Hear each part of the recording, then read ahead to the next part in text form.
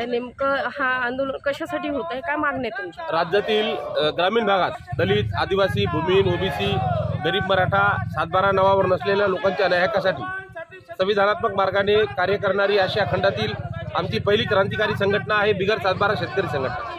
आणि सदर संघटनेच्या वतीनं भूमिहीनांना जमिनी तर बेघरांना घरे हा एक मूळ अजेंडा घेऊन दिल्लीपासून दिल्लीपर्यंत आमच्या संघटनेच्या राष्ट्रीय कार्याध्यक्ष डॉक्टर रेखा मावळे यांच्या नेतृत्वामध्ये एक आंदोलन सुरू आहे।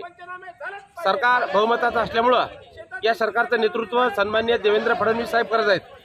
यापूर्वी सन 2018ला लोकशाहीर अण्णाभाऊ साठे यांच्या जन्मशताब्दीचं औचित्य साधून महामानव डॉक्टर बाबासाहेब आंबेडकर दादर चैत्यभूमी ते मुंबई मंत्रालयापर्यंत डॉक्टर रेखा मॅडम यांच्या नेतृत्वात पायदळ मोर्चा काढला।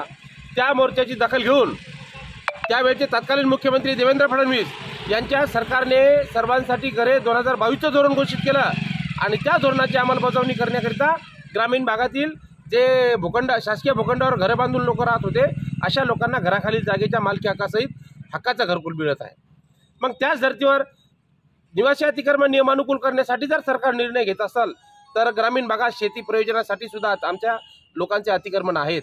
म्हणून सर्वांसाठी शेतीचं धोरण घोषित करण्यासाठी या सरकारने धोरणात्मक पद्धतीचा निर्णय घ्यावा या मागणीकडे सरकारचं लक्ष वेधण्यासाठी छत्रपती संभाजीनगर येथील विरोधी पक्षनेते अंबादास दानवे यांच्या निवासस्थानापासून तर वर्षा बंगल्यावर देवेंद्र फडणवीस यांच्या वर्षा बंगल्यापर्यंत 30 ऑगस्टपासून आमचा पैदल लांग मोर्चा आम्ही काढणार आहे।